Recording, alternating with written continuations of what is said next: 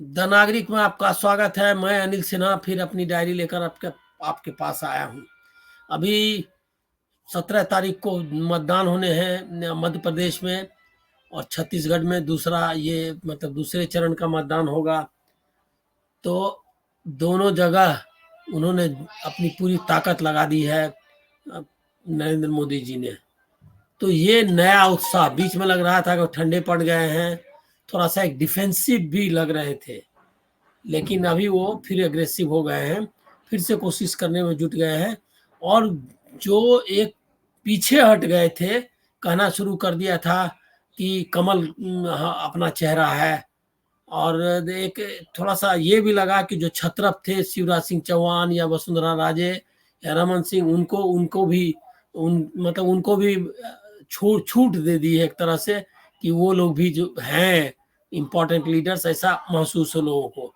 लेकिन इधर एक इस सप्ताह पीछे अभी के जो आप देखेंगे उनका, तो लगता है कि फिर से वो जो खूंटा गाड़ना कहते हैं वो उन्होंने अपना गाड़ दिया है कि हम ही हैं टाइप का। और अब अपने अपने नाम पर मांगने भी लगे हैं क्या वोट, जो कि बीच में वो कमल कमल है चेहरा हमारा मुख्यमंत्री का, कमल को वोट दीजिए, बीजेपी को वोट दीजिए, डबल इंजन का भी नाम लेना छोड़ दिया था। तो उन्होंने अब ये एक रणनीति अपनी बदली है और शुरू हो गए हैं। उन्होंने कहा वहाँ बैतूल में एक बार चुनाव सभा में, कल मेरे ख्याल में या आज ही, कि जब या मुंगेली मतलब कहीं लगातार कर रहे हैं सभा, तो किसी एक सभा में उन्होंने कहा कि लोगों से कहना कि आए थे प्रधानमंत्री जी और उनको मेरा संदेश देना। उनका कहने का मतलब था कि भाजपा को वोट दीजिए, ये संदेश जो है पहुंचाइए। सो मोदी जी ने आपको राम राम कहा है, आपको सलाम किया है, तो ये लेकर संदेश जाइए। तो ये जो है मतलब उनकी फिर से जो वापस आ गई है, इसके पीछे क्या रीजंस हो सकते हैं। एक तो मीडिया ने सर्वे करना चलाना शुरू किया कि मतलब उनकी स्थिति अच्छी है, उनके गोदी मीडिया में जो उनके लोग हैं, मतलब उस तरह के चैनल्स उन्होंने शुरू कर दिया। दूसरा ईडी का एकदम पूरी ताकत से ईडी लगा दी। और तीसरा उन्होंने एक काम शुरू किया और कि अब वो बीजेपी के वर्कर्स को कोशिश कर रहे हैं, मतलब उनका उनका उनको संदेश देने लगे।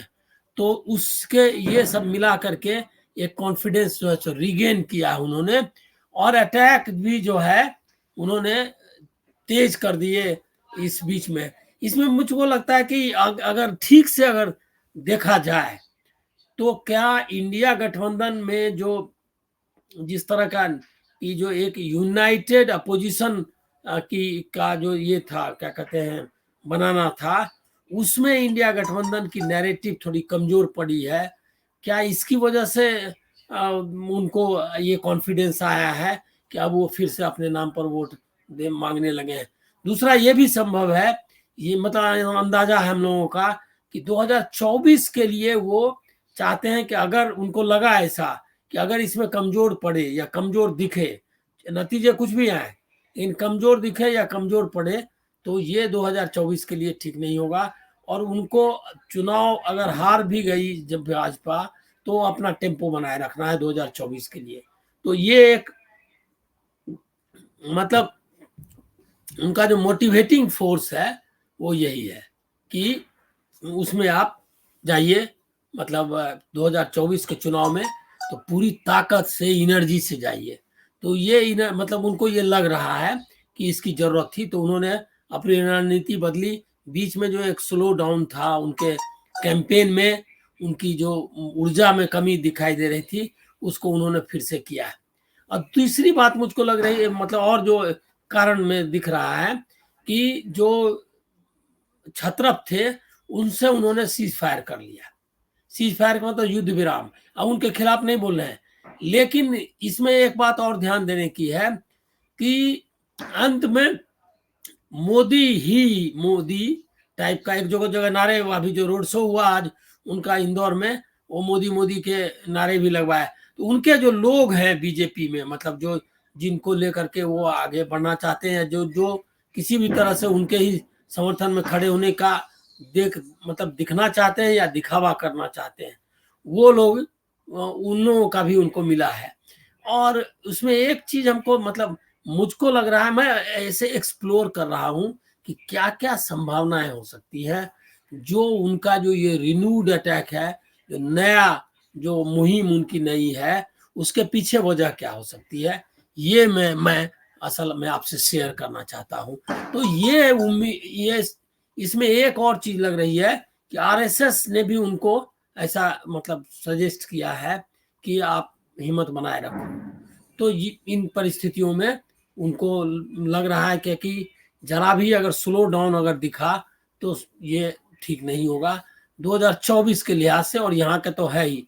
अंत में देखिए एक चीज तो साफ हो गया कि बीजेपी के पास अब कोई नैरेटिव नहीं है, मोदी और कोई अल्टरनेटिव भी नहीं है मोदी के अलावा। मतलब उन्होंने बीच में जो टसल चल रहा था कि छत्रप जो है रहेंगे नहीं रहेंगे और उनके खिलाफ, तो ये दोनों बात हुई। एक तो छत्रप जैसे शिवराज सिंह चौहान, उनको उसको भी उन्होंने प्रोजेक्ट तो नहीं किया, वसुंधरा राजे को भी प्रोजेक्ट नहीं कर रहे हैं खुद से, स्पेस थोड़ा सा दे दिया है। और रमन सिंह के साथ भी ऐसा हुआ, लेकिन उनको मान लिया ऐसा नहीं मानिएगा।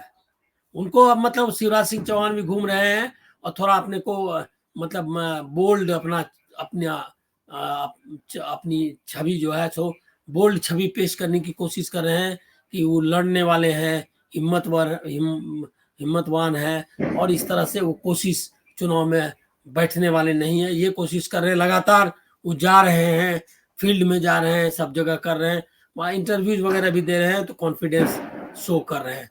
तो ये तो उनको वो दबाव में थे, उस दबाव से वो भी मुक्त हो गए।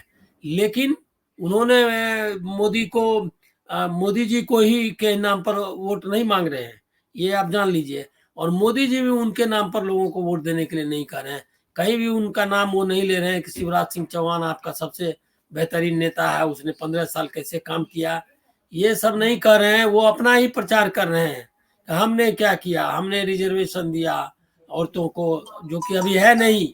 मतलब वो जो है औरतों को जो विधान मतलब ये में मिला है संसद में, और बाकी जो विधायिका में देने का, विधानसभाओं में देने का जो ये आया है, वो हुआ नहीं है। मतलब अभी उसमें बहुत टाइम है, क्योंकि डिलिमिटेशन होगा, उसके बाद तय होगा। तो वो उसके 2024 में तो नहीं कर किया उन्होंने, आगे के लिए है। तो ये आगे कब होगा ये भी कोई नहीं जानता। तो अभी ये मतलब उसका कह रहे हैं, उसके बाद बता रहे हैं 370 हमने खत्म किया, 3 तलाक।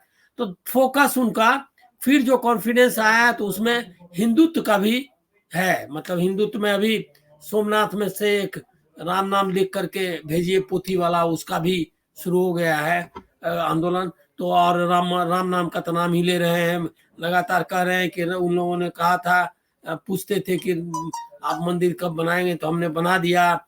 ये चालू है वो, मतलब उसका वो नैरेटिव चालू है।